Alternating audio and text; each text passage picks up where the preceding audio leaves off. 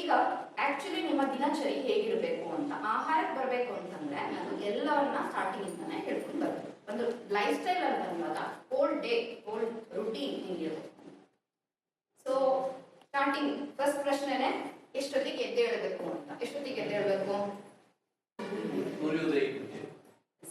Yes correct. ಸೂರ್ಯೋದಯಕ್ಕೆ ಮುಂಚೆ ಅದಕ್ಕೆ ಒಂದು ಟರ್ಮ್ ಹೇಳಿದ್ದಾರೆ ನನ್ನಲ್ಲಿ, ಬ್ರಾಹ್ಮಿ ಮುಹೂರ್ತ ಅಂತ ಹೇಳಿದ್ದಾರೆ. ಅರೌಂಡ್ ಬ್ರಾಹ್ಮಿ ಮುಹೂರ್ತ ಅರೌಂಡ್ 4:30 to 5 ಅಥವಾ ಮ್ಯಾಕ್ಸಿಮಮ್ 5:30 ಅಂತ ಇಟ್ಕೋಬಹುದು. ಓಕೆ, ಸೊ ಯಾಕೆ ಅದನ್ನ ಹೇಳಿದ್ದಾರೆ ಆ ಟೈಮಲ್ಲಿ, ಅಥವಾ ಅದಾದ್ಮೇಲೂ ಯಾಕೆ ಮಲಗಬಾರ್ದು ಅನ್ನೋದಕ್ಕೆ ಅದರದ್ದೇ ಆದ ರೀಸನ್ಸ್ ಇದೆ. ಈಗ ನಾನು ಕಫ ಅಂತ ಹೇಳಿದೆ ಅಲ್ವಾ, ನೀವೀಗ ಹೇಳ್ತಾ ಇದ್ದೆ ಅಲ್ವಾ ವೆಯ್ಟ್ ಲಾಸ್ ಆಗಬೇಕು. ನೀವೀಗ ಬಿಯಾಂಡ್ ದಟ್ ಟೈಮ್ ಬ್ರಾಹ್ಮಿ ಮುಹೂರ್ತ ಬಿಟ್ಟು ಮಲಗ್ತಾ ಇದ್ರೆ ಅಥವಾ ಅದಾದ್ಮೇಲೂ ಲೇಟ್ ಆಗಿ ಹೇಳುವಂತಹ ಅಭ್ಯಾಸ ಇಟ್ಕೊಂಡಿದ್ರೆ ನೀವು ಯಾವುದೇ ಕಾರಣಕ್ಕೂ ಸಣ್ಣ ಆಗಲ್ಲ. ಯಾಕೆ ಅಂದ್ರೆ ಅದನ್ನ ಕಫ ಕಾಲ ಅಂತ ಹೇಳಿ.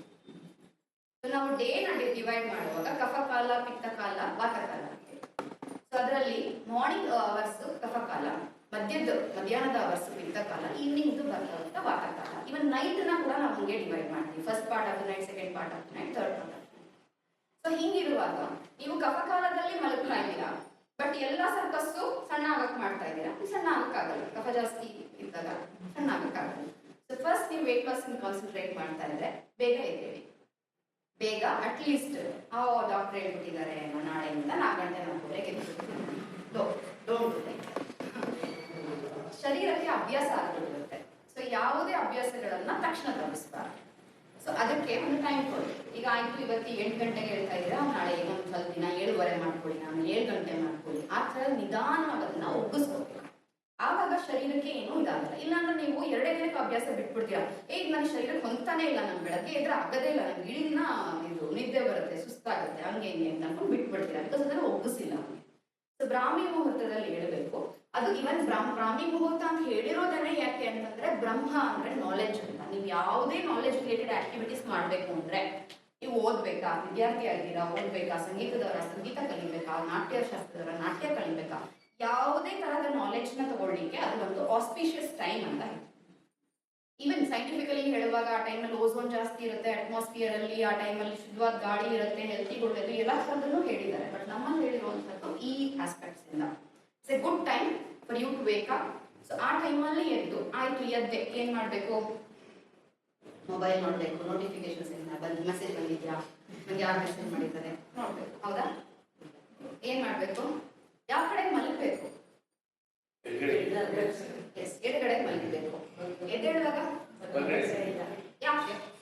ನೀವು ಯೋಗ ಕ್ಲಾಸ್ ಯಾಕೆ ಬೆಳಗಡೆನೆ ಹೇಳ್ಬೇಕಂತ ಸುಮ್ಮನೆ ಹೇಳಿದಾರಾ? ಎಡಗಡೆಗೆ ಎದ್ದ ಇಡೀ ದಿನ ಬಯಸ್ಕೋತೀರಾ ಅದಕ್ಕೆ ಅಂತ ಅದಕ್ಕೆ ಹೇಳಿದ್ರ? ಅದನ್ನೆಲ್ಲ ಆತರ ಒಂದು ನಿರ್ಬಂಧಗಳನ್ನ ಹೇಳ್ತಾ ಇದ್ದಿದ್ದು ಏನಕ್ಕೆ ಗೊತ್ತಾ? ಅವ್ರೆಲ್ಲದಕ್ಕೂ ರೀಸನ್ ಹೇಳಕ್ ಆಗ್ತಿರ್ಲಿಲ್ಲ. ಸೊ ಹೆದರ್ಸ್ಬಿಡೋರು, ನೀನ್ ಇದ್ರೆ ಎಡಗಡೆಯಿಂದ ಇದ್ದಿದ್ಯಾ ಅದಕ್ಕೆ ಹಿಂಗ ಆಡ್ತಾ ಇದ್ದೆ ಅಂತೆಲ್ಲ ನಾನು ಹೆದರ್ಸ್ಬಿಟ್ರೆ ನೆಕ್ಸ್ಟ್ ನಾಳೆ ದಿನ ಯಾರು ನೆಕ್ಸ್ಟ್ ಡೇ ಇಂದ ಎಡಗಡೆ ಎದ್ದೇಳಲ್ಲ ಅಂತ. ಸೊ ಅದಕ್ಕೆಲ್ಲ ರೀಸನ್ಸ್ ಆಕ್ಚುಲಿ ನಮ್ಮ ಹಿರಿಯರು ಎಸ್ಪೆಷಲಿ ಇದು ಭಾರತೀಯರು ಫಾಲೋ ಮಾಡ್ತಿದ್ದಂತಹ ಆಹಾರ ಕ್ರಮ ಇರ್ಬೋದು, ಆಚರಣೆಗಳಿರ್ಬೋದು, ಹಬ್ಬಗಳಿರ್ಬೋದು, ಪ್ರತಿಯೊಂದರ ಹಿಂದೆ ಆಯುರ್ವೇದ ಇದೆ. ಗೊತ್ತೋ ಗೊತ್ತಿಲ್ಲದೇನೋ ನಾವು ಅದನ್ನ ಆಯುರ್ವೇದ ಫಾಲೋ ಮಾಡ್ತಾ ಇದ್ವಿ. ಓಕೆ, ಸೊ ಎಕ್ಸಾಂಪಲ್ ಹೇಳ್ಬೇಕಂದ್ರೆ ದೀಪಾವಳಿ ಎಣ್ಣೆ ಸ್ನಾನ ಮಾಡಿ ಅಂತ ಹೇಳ್ತೀವಿ. ಆ ಸೀಸನ್ ಏನ್ ಬೇಕೋ ಅದನ್ನ ಅವತ್ತು ಹೇಳೋದು, ಅದನ್ನ ಆಚರಣೆ ಆಗಿ ರೂಢಿ ಮಾಡ್ತೀವಿ. ಸೊ ಈ ತರ ಇವನ್ ಎಡದ ಕಡೆ ಎದ್ದೇಳಬೇಡಿ ಅಂತ ಹೇಳುವಾಗ, ಸೊ ಯೋಗಶಾಸ್ತ್ರದ ಪ್ರಕಾರ ನೀವು ಓದಿದ್ರೆ ಗೊತ್ತಾಗತ್ತೆ. ನಮ್ದು ಈ ತರ ಲೆಫ್ಟ್ ಸೈಡಿಗೆ ಮಲ್ಕೊಂಡಾಗ ಉಸಿರಾಟದ ಕ್ರಮ ಒಂಥರ ಇರುತ್ತೆ. That is needed for rest. ಚಲನೆಯನ್ನ ಕಡಿಮೆ ಮಾಡಿ ನಿಮಗೆ ರೆಸ್ಟ್ ಕೊಡೋದಕ್ಕೆ ಆ ಒಂದು ಉಸಿರಾಟದ ಕ್ರಮ ಒಳ್ಳೇದು.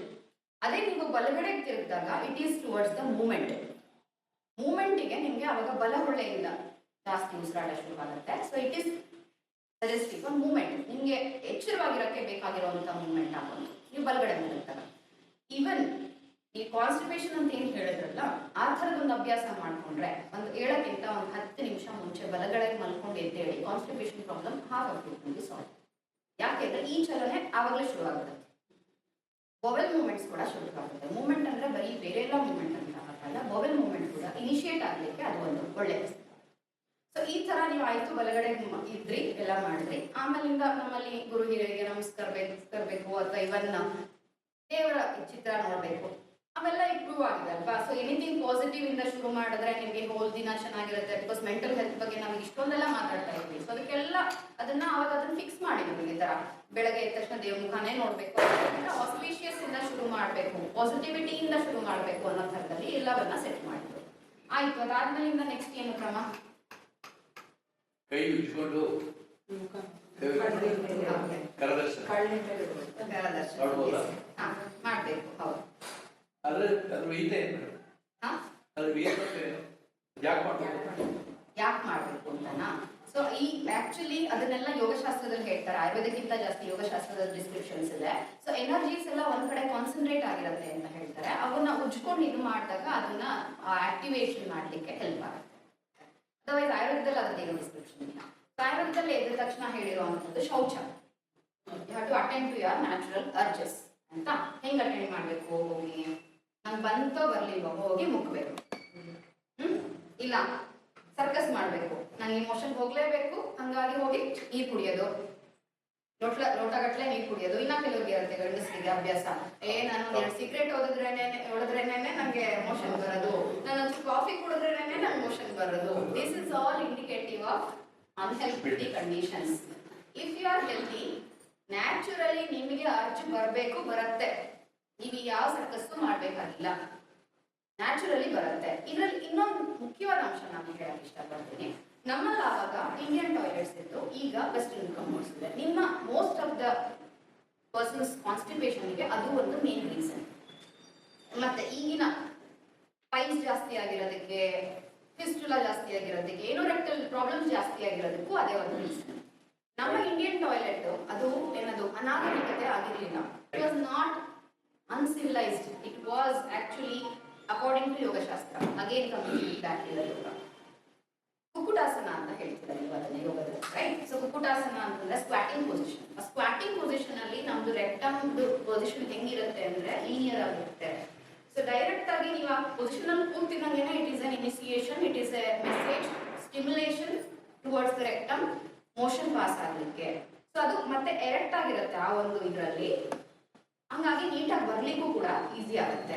ಬಟ್ ನೀವು ಸಿಟ್ಟಿಂಗ್ ಪೊಸಿಷನ್ ಅಲ್ಲಿ ಏನಿದೆ, ರೆಕ್ಟಮ್ಗೂ ಇದಕ್ಕೂ ಅದೊಂದು ಆಂಗಲ್, ರೈಟ್ ಆಂಗಲ್ ಅಲ್ಲಿ ಇರುತ್ತೆ ನಿಮ್ದು. ನೀವು are doing against, anatomically you are doing against. So under pressure ನೀವು ಮಾಡಿದಾಗ ಅಫ್ಕೋರ್ಸ್ ಪೈಲ್ಸ್ ಆಗುತ್ತೆ, ಇನ್ನೊಂದು ಕಾನ್ಸ್ಟಿಪೇಷನ್ ಆಗುತ್ತೆ, ಬೇರೆ ತರ ಸಮಸ್ಯೆಗಳಾಗುತ್ತೆ. ಸೊ ಅದಕ್ಕೆ ಇಂಡಿಯನ್ ಟಾಯ್ಲೆಟ್ಸ್ ಬರೋದ ಬೆಸ್ಟ್. ಆಯ್ತಪ್ಪ, ಈಗ ಮನೇಲಿ ವೆಸ್ಟರ್ನ್ ಟಾಯ್ಲೆಟ್ಸ್ ಕಟ್ಸ್ಕೊಂಡ್ಬಿಟ್ಟಿದೀವಿ, ಏನ್ ಮಾಡೋದು? ಈಗ ಎಲ್ಲದನ್ನು ಹೊಡೆದ್ಬಿಟ್ಟು ಕಟ್ಸೋದಾ? ಸಾಧ್ಯನಾ? ಏನಾದ್ರು ಒಂದು ಟ್ರಿಕ್ ಬೇಕಲ್ವಾ? ಇಲ್ಲ ಡಾಕ್ಟ್ರೆ, ಇದ್ರಲ್ಲೇ ಏನಾದ್ರು ಒಂದು ಟ್ರಿಕ್ ಹೇಳಿ, ನಾವು ಇಂಡಿಯನ್ ಟಾಯ್ಲೆಟ್ ತರ ಮಾಡ್ಕೋತೀವಿ ಅಂದ್ರೆ ಅದಕ್ಕೆ ಒಂದು ಟ್ರಿಕ್ ಹೇಳ್ತೀವಿ. ನಿಮ್ಮ ಹೈಟಿನ ಒಂದು ಸ್ಟೂಲ್ನ ಅದ್ರ ಮೇಲೆ ಇಟ್ಕೊಳ್ಳಿ, ನಿಮ್ಮ ಎದುರುಗಡೆ ಇಟ್ಕೊಳ್ಳಿ, ಅದ್ರ ಮೇಲೆ ಕಾಲನ್ನ ಇಟ್ಕೊಳ್ಳಿ. ಅವಾಗ ಏನಾಗುತ್ತೆ, ನಿಮ್ ಕಾಲು ಹಿಂಗೆ ಎತ್ತರ ಬರುತ್ತೆ, ಸ್ವಲ್ಪ ಸ್ಲೈಟ್ ಎತ್ತರ. ಆ ಒಂದು ಆಂಗಲ್ ನಲ್ಲಿ ಗೇಮ್ ಸ್ಕ್ವಾಟಿಂಗ್ ಪೊಸಿಷನ್ ಅಲ್ಲಿ ಹೇಳ್ತಿದ್ವಲ್ಲ, ಆ ಆಂಗಲ್ ಕ್ರಿಯೇಟ್ ಆಗುತ್ತೆ. ಅದು ನಿಮಗೆ ಆಲ್ಮೋಸ್ಟ್ ಇಂಡಿಯನ್ ಟಾಯ್ಲೆಟ್ ತರಾನೇ ವರ್ಕ್ ಆಗುತ್ತೆ. ಬಟ್ ನಿಮ್ಗೆ ತುಂಬಾನೇ ಅನುಕೂಲ ಇದೆ ಅಥವಾ ನಮ್ಮಲ್ಲಿ ಇಂಡಿಯನ್ ಟಾಯ್ಲೆಟ್ ಇದೆ ನಮ್ಗೆ ಆಗುತ್ತೆ ಅಂತಂದ್ರೆ ಬೆಸ್ಟ್ ಇಸ್ ಇಂಡಿಯನ್ ಟಾಯ್ಲೆಟ್. ಆ ಒಂದು ಪೊಸಿಷನ್ ಕೂಡ ಮಹತ್ವ ಇದೆ. ಓಕೆ, ಸೊ ಅದಾದ್ಮೇಲೆ ಇಂದ ಹೇಳಿರುವಂಥದ್ದು ಗಂಡೂಷ ಮಾಡಬೇಕು ಅಂತ ಹೇಳ್ತಾರೆ. ಆಯಿಲ್ ಕೂಲಿಂಗ್ ಅಂತ ಈಗ ತುಂಬಾನೇ ಪಾಪ್ಯುಲರ್ ಆಗ್ತಾ ಇದೆ. ಸೊ ಈಗ ನೀವೆಲ್ಲ ಈಗ ನಮ್ಗೆ ಸ್ಕಿನ್ ರಿಂಕಲ್ ಆಗ್ತಾ ಇದೆ ಅಥವಾ ಮುಖ ಚೆನ್ನಾಗಾಗಬೇಕು, ಬೋಟಾಕ್ಸ್ ಫೇಮಸ್ ಆಗ್ತಾ ಇದೆ, ಇನ್ನೊಂದು ಫೇಮಸ್ ಆಗ್ತಾ ಇದೆ. It was Indian Botox. ಹಂಗೆ ನಿಮ್ಮ ಮುಖ ನಿಜವಾಗ್ಲೂ ಹಂಗೆ ಇರಬೇಕು, ಅಷ್ಟು ಚೆನ್ನಾಗಿ ಹೆಲ್ದಿ ಆಗಿರ್ಬೇಕು, ರಿಂಕಲ್ಸ್ ಬರಬಾರ್ದು, ಅಥವಾ ಇಲ್ಲಿ ಎಲ್ಲ ಏನೇನು ಆರ್ಗನ್ಸ್ ಇದೆ, ಹಲ್ಲಿದೆ, ಕಣ್ಣಿದೆ, ಎಲ್ಲ ಆಲ್ಮೋಸ್ಟ್ ಎಲ್ಲ ಸೆನ್ಸ್ ಆರ್ಗನ್ಸ್ ನಮಗೆ ಇಲ್ಲೇ ಇರುವಂಥದ್ದು. ಸೊ ನಮ್ಮ ದಿನಚರ್ಯದಲ್ಲಿ ಹೇಳಿರೋ ಪ್ರತಿಯೊಂದು ಕ್ರಮಗಳು ಕೂಡ sense organs and other purification, ಅವುಗಳನ್ನ ಹಿಂಗೆ ಹೆಲ್ತ್ ಮೇಂಟೈನ್ ಮಾಡೋಕ್ಕೆ ಅದನ್ನ ಹೇಳಿರುವಂಥ ಕ್ರಮಗಳು. ಆಯಿಲ್ ಕೂಲಿಂಗ್ ಮಾಡ್ಬೇಕಂತ ಹೇಳ್ತಾರೆ ದಿನಚರ್ಯದಲ್ಲಿ, ಡೈಲಿ ಎಲ್ಲರೂ ಮಾಡ್ಬೇಕಂತ. ಸೊ ಬ್ರಷ್ ಮಾಡೋಕ್ಕಿಂತ ಮುಂಚೆ 1 ಚಮಚ ಎಳ್ಳೆಣ್ಣೆನ ಬಾಯಿಗೆ ಹಾಕೊಂಡು ಅದು ತನ್ನ ಜಿಡ್ಡನ್ನ ಕಳ್ಕೊಳ್ಳೋವರೆಗೂ ಅದನ್ನ ಬಾಯಲ್ಲಿ ತಿರುಗಿಸ್ತಾ ಇರ್ಬೇಕು, ಮುಕ್ಕಳಿಸ್ತಾ ಇರ್ಬೇಕು. ಆಮೇಲೆ ಅದನ್ನ after 5-10 minutes you can spit it. ಬಿಸಿನೀರನ್ನ ಮತ್ತೆ ಬಾಯಿ ಮುಕ್ಕಳಿಸ್ಕೋಬಹುದು. ಆಮೇಲಿಂದ you are going to brush.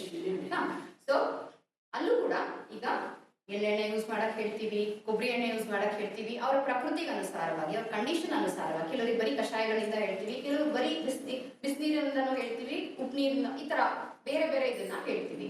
So general ಆಗಿ ಹೇಳುವಂಥದ್ದು ಬೆಸ್ಟ್ ಎಳ್ಳೆಣ್ಣೆ ಬೆಸ್ಟ್. ಸೊ ಸೊ ಅದರಿಂದ ಸುಮಾರು ಉಪಯೋಗಗಳಿದೆ. ಸೊ ನಿಮ್ಮ ಹಲ್ಲಿನ ಆರೋಗ್ಯ ಚೆನ್ನಾಗಿರುತ್ತೆ, ತುಟಿ ಉಡಿಯುವಂತ ಪ್ರಾಬ್ಲಮ್ ಇರಲ್ಲ, ಫೇಶಿಯಲ್ ಸ್ಕಿನ್ ಚೆನ್ನಾಗಿರುತ್ತೆ. ಇದನ್ನ ಕಫ ರೀಜನ್ ಅಂತ ಹೇಳ್ತೀವಿ. ಕಫ ರಿಲೇಟೆಡ್ ಏನೇ ಪ್ರಾಬ್ಲಮ್ಸ್ ಬಂದ್ರು ಕೂಡ, ಶೀತ, ಕೆಮ್ಮು, ನೆಗಡಿ, ಗಂಟಲು ನೋವು, ನಿಮ್ಗೆ ಏನೇ ಪ್ರಾಬ್ಲಮ್ಸ್ ಬಂದ್ರು ಕೂಡ ಎಲ್ಲ ಈ ರೀಜನ್ ಅಂತ ಬರುವಂಥದ್ದು. ಆ ಕಫನ ಅದನ್ನು ಡೈಲಿ ತೆಗೆದುಬಿಡುತ್ತೆ. ಓಕೆ, ಸೊ ಇದು ಆಗ್ತಿದ್ದಂಗೆನೆ ಸೊ ಬ್ರಷ್ ಮಾಡ್ಕೋತೀರಿ ಆಯ್ತಾ. ಸೊ ಬ್ರಷ್ ಮಾಡಕ್ಕೆ ಏನೇನು ಯೂಸ್ ಮಾಡ್ತೀರಿ? ಪೇಸ್ಟ್. ನಮ್ಮಲ್ಲಿ ಹೇಳಿದ್ರಾ ಪೇಸ್ಟ್? ಅವ್ರಿಗೆ ಗೊತ್ತಿರ್ಲಿಲ್ವಾ ಅವಾಗ ಅವೆಲ್ಲ? ನಮ್ಮಲ್ಲಿ ಆಯುರ್ವೇದದಲ್ಲಿ ತುಂಬಾ ಕ್ಲಿಯರ್ ಹೇಳಿರುವಂತದ್ದು ಮಧುರ ಆಮ್ಲ ಲವಣ ರಸಗಳನ್ನ ಯೂಸ್ ಮಾಡಬಾರ್ದು ಬ್ರಷಿಂಗಿಗೆ. ಸ್ವೀಟು, ಹುಳಿ ಮತ್ತೆ ಲವಣ ರಸಗಳನ್ನ ಬ್ರಷಿಂಗಿಗೆ ಯೂಸ್ ಮಾಡಂಗಿಲ್ಲ. ಯಾವ ಪೇಸ್ಟ್ ಕಹಿ ಇರುತ್ತೆ? ಈಗಿನ ಎಲ್ಲಾ ಪೇಸ್ಟ್ಗಳು ಸ್ವೀಟೇ ಇರುತ್ತೆ. ಅದರಲ್ಲಿರೋ ಕೆಮಿಕಲ್ಸ್, ಅದರ ಸೈಡ್ ಎಫೆಕ್ಟ್ಸ್, ಅದರಿಂದ ಕ್ಯಾನ್ಸರ್ ಬರ್ತಾ ಇರೋದು ಬೇರೆ ಅಂಶ, ಅದನ್ನ ನಾನು ಟಚ್ ಮಾಡಕ್ ಹೋಗಲ್ಲ. But at least they are not suppose to use sweet ಅಥವಾ ಹುಳಿ ಅಥವಾ ಉಪ್ಪು, ಅವನ್ನ ಯೂಸ್ ಮಾಡಕ್ ಹೇಳಿಲ್ಲ. ನಮ್ಮಲ್ಲಿ ಹೇಳಿರೋದು ಕಷಾಯ ರಸದ್ದು. ಏನ್ ಹೇಳಿದ್ರು? ಬೇವಿನ ಕಡ್ಡಿಯಿಂದ ಮಾಡಿ, ಹೊಂಗೆ ಕಡ್ಡಿಯಿಂದ ಮಾಡಿ, ಮತ್ತೆ ಮಾವಿಂದು ಇದರಿಂದ ಮಾಡಿ. ಅದೆಲ್ಲ ಬೇಸಿಕಲಿ ಒಗುರು ಇರ್ತಾ ಇತ್ತು. ಆ ಒಗುರು ರಸಕ್ಕೆ ಅದ್ರದ್ದು ಏನ್ ಇಂಪಾರ್ಟೆನ್ಸ್ ಇದೆ ಅಂತಂದ್ರೆ ಅದು ಸ್ಟ್ರಾಂಗ್ ಮಾಡುತ್ತೆ ಟಿಶ್ಯೂಸ್ನ. ನಾವು ಅದನ್ನ ಏನಂತ ಹೇಳ್ತೀವಿ ಅಂದ್ರೆ, ಒಂದು ಕ್ಲೆನ್ಸಿಂಗ್ ಎಫೆಕ್ಟ್ ಇದೆ ಕಷಾಯ ರಸಕ್ಕೆ, ಒಗುರು ರಸಕ್ಕೆ. ಇನ್ನೊಂದು ಅದನ್ನ ಸ್ಟ್ರಾಂಗ್ ಮಾಡುತ್ತೆ. ನಿಮ್ಮ ಗಮ್ಸ್ ಎಲ್ಲ ಸ್ಟ್ರಾಂಗ್ ಆಗುತ್ತೆ, ನಿಮ್ಮ ಟೀತ್ ಇದಾಗುತ್ತೆ, ಯಾವ್ದು ಡೆಂಟಲ್ ಪ್ರಾಬ್ಲಮ್ಸ್ ಬರಲ್ಲ. ಬಟ್ ಈಗ ನಾವೇನ್ ಮಾಡ್ತಾ ಇದೀವಿ, ಇದನ್ನೆಲ್ಲ ಯೂಸ್ ಮಾಡ್ಕೊಂಡ್ಬಿಟ್ಟು ನಮ್ ಡೆಂಟಲ್ ಹೆಲ್ತ್ ಹಾಳಾಯ್ತು, ಡೆಂಟಲ್ ಹೆಲ್ತ್ ಮಾತ್ರ ಹಾಳಾಗ್ತಿಲ್ಲ. ನಿಮ್ಗೆ ಇನ್ನೊಂದು ಪಾಯಿಂಟ್ ಹೇಳ್ತೀನಿ. ನಾವೀಗ ಮೆಡಿಕಲ್ ಫೀಲ್ಡ್ ಅಲ್ಲಿ ಅಕ್ಕಂಗೂ ಗೊತ್ತಿರುತ್ತೆ, ಫಾಸ್ಟೆಸ್ಟ್ ರೂಟ್ ಅಂದ್ರೆ ಸಬ್ಲಿಂಗ್ವಿಯಲ್ ರೂಟ್. ನಾವಿವಾಗ ಕಾರ್ಡಿಯಾಕ್ ಅರೆಸ್ಟ್ ಆದಾಗ್ಲೂ ಇನ್ನೊಂದಾದಾಗ್ಲೂ ಎಲ್ಲಾದ್ರೂ ಸಬ್ಲಿಂಗ್ವಿಯಲ್ ರೂಟ್, ಬಿಲೋ ದ ಟಂಗ್ ನಾವು ಟ್ಯಾಬ್ಲೆಟ್ ಹಾಕ್ತೀವಿ. ನೀವು ಬ್ರಷ್ ಮಾಡುವಂಥದ್ದು ಎಲ್ಲದನ್ನು ಕೂಡ ಉಗಿತೀರಾ? ಹೌದು. ನೀವೇ ಹೇಳ್ಬೋದು ನಾವೆಲ್ಲ ಅದನ್ನ ತಿನ್ನಲ್ಲ, ಉಗಿತೀವಿ ಅಂತ. ಅಬ್ಸರ್ವ್ ಆಗಲ್ವಾ ಅದು ಸಬ್ಲಿಂಗ್ವಿಯಲಿ?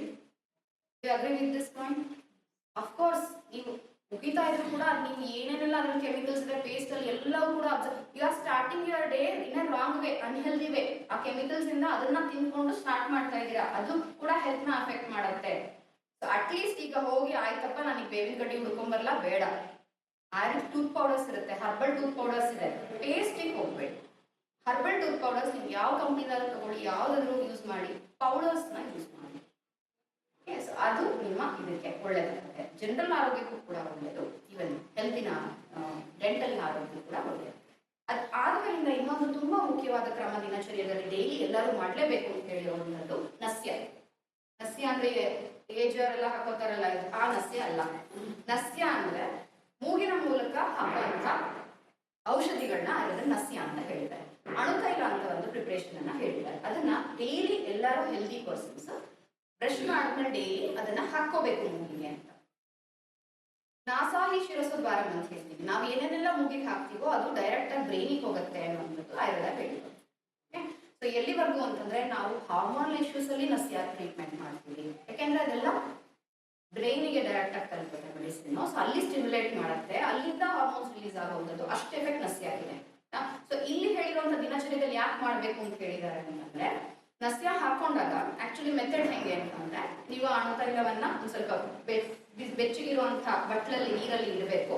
ಸ್ವಲ್ಪ ಬೆಚ್ಚಗೆ ಹಾಕಿದಂಗೆನೆ ನೀವು ಮಲ್ಕೊಂಡು ಸ್ವಲ್ಪ ತಲೆನ ಕೆಳಗಡೆ ಇರುವಂತಹ ಪೊಸಿಷನ್ ಅಲ್ಲಿ ಇಟ್ಕೊಂಡ್ಬಿಟ್ಟು ಎರಡು ಮೂಗಿಗೆ ನೀವೇ ಹಾಕೋದು, ಇಲ್ಲ ಬೇರೆ ಒಬ್ಬರ ಹಾಕ್ಸ್ಬೋದು. ಎರಡು ಮೂಗಿಗೂ ಎರಡೆರಡು ಹನಿ ಹಾಕೊಳ್ಳೋವಂಥದ್ದು.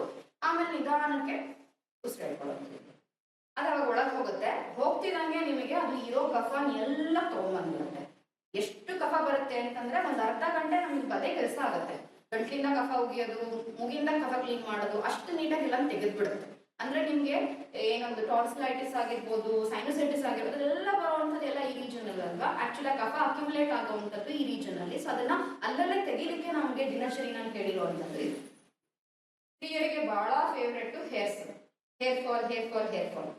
ನಸ್ಯ ಹಾಕೊಳ್ಳೋದ್ರಿಂದ ಹೇರ್ ಫಾಲ್ ಕಡಿಮೆ ಆಗುತ್ತೆ, ಹೇರ್ ಫಾಲ್ ಆಗಲ್ಲ, ನಿಮ್ ಹೇರ್ ರೂಟ್ ಸ್ಟ್ರಾಂಗ್ ಆಗಿರುತ್ತೆ, ಪ್ರಿಮೆಚ್ಯೂರ್ ಏಜ್ ಗ್ರೇಯಿಂಗ್ ಆಗಲ್ಲ, ಬೇಗನೆ ಬಿಳಿ ಆಗುವಂತದ್ದು ಏನ್ ಸಮಸ್ಯೆ ಇದೆ ಅದು ಕೂಡ ಹೇರ್ಸ್ ಬೇಗ ಬಿಳಿ ಆಗಲ್ಲ. ಇಷ್ಟೆಲ್ಲ ಬೆನಿಫಿಟ್ಸ್ ನಸ್ಯ ಹೇಳಿದ್ದಾರೆ. ನಿಮ್ಮ ಕಣ್ಣು ಚುಕ್ಕಾಗತ್ತೆ, ಮೂಗಿನ ಸಮಸ್ಯೆಗಳು ಬರಲ್ಲ, ಈ ಎಲ್ಲ ಸೆನ್ಸ್ ಆರ್ಗನ್ಸ್ ಗಳದ್ದು ಸಮಸ್ಯೆ ಬರಲ್ಲ. So whenever you are talking about ಈ ಎಲ್ಲ ಕಾಸ್ಮೆಟಿಕ್ ಪ್ರಾಬ್ಲಮ್ಸ್, ಎಸ್ಪೆಷಲಿ ಹೇರ್ಸ್ ಅಂತ ಹೇಳುವಾಗ ನಾವು ಹೇಳುವಂತದ್ದು ಒಂದು ಪ್ರಿವೆಂಟಿವ್ ಏನು ಅಂದ್ರೆ ನಸ್ಯ ಡೈಲಿ ಮಾಡ್ಕೊಡಿ. ಗಂಡೂಷ, ನಸ್ಯ ಆಯ್ತು, ಈವನ್ ಅಂಜನ ಕೂಡ ಹೇಳಿದ್ದಾರೆ ಡೈಲಿ ಹಚ್ಕೋಬೇಕು ಅಂತ. ಅಂಜನ ಅಂದ್ರೆ ಈಗ ಬರ್ತಿರುವಂತಹ ಕೆಮಿಕಲ್ ಕಾಜಲ್ಸ್ ಅಲ್ಲ, ಸೊ ಇವನ್ ನಾನೀಗ ಹಚ್ಚಿರೋದು ಕೂಡ ಆಯುರ್ವೇದಿಕ್ ಕಾಜಲ್. ಮುಂಚೆ ಎಲ್ಲ ಮನೆಯಲ್ಲೇ ಮಾಡ್ಕೊಳ್ಳೋರು, ನಂಜು ಬಟ್ಲು ಗಿಡದಿಂದ ಮಾಡ್ಕೊಳ್ಳೋರು, ಹೊಂಗನ್ನೆ ಸೊಪ್ಪಿಂದ ಮಾಡ್ಕೊಳ್ಳೋರು, ಇವನ್ ಸಿಂಪಲ್ ಎಳ್ಳೆಣ್ಣೆನ ಬತ್ತಿನ ಬುರ್ಸಿ ಅದರಿಂದ ಕಲೆಕ್ಟ್ ಮಾಡಿ ಮಾಡ್ಕೊಳ್ಳೋರು. ಅದಕ್ಕೆಲ್ಲ ಏನ್ ಪ್ರಾಪರ್ಟಿ ಅಂತಂದ್ರೆ, ಯಾಕೆ ಹಚ್ಕೊಳಕ್ ಹೇಳಿದ್ರು ಕಾಡ್ಗೆ ಅಂತಂದ್ರೆ, ಅದನ್ನ ಹಚ್ಕೊಂಡಾಗ ಅಲ್ಲಿ ಆಕ್ಚುಲಿ ಈ ರೀಜನ್ ಫುಲ್ ಕಫದಿಂದ ಆಗುತ್ತೆ, ಎಫೆಕ್ಟ್ ಆಗುತ್ತೆ ಅಂತ ಹೇಳಿದ್ನಲ್ಲ. ಇದು ಕಫ ರೀಜನ್, ನ್ಯಾಚುರಲಿ ಸಿಚುವೇಟೆಡ್ ಆಗಿರುವಂತದ್ದು ಕಫ ಈ ರೀಜನ್ ಅಲ್ಲಿ. ಸೊ ಹಾಗಾಗಿ ಈ ರೀಜನ್ ಅಲ್ಲಿ ಕಫನ ಬಿಟ್ಟಾಗ ನಾವು ಇವನ್ ಕಣ್ಣಿಗೆ ಕೂಡ ಪ್ರಾಬ್ಲಮ್ ಆಗುತ್ತೆ. ಯಾಕಂದ್ರೆ ಕಣ್ಣಿನಲ್ಲಿ ಕಫ ಸೇರ್ಕೊಂಡ್ರೆ ಬೇರೆ ಬೇರೆ ತರದ ಐ ಪ್ರಾಬ್ಲಮ್ಸ್ ಆಗುತ್ತೆ.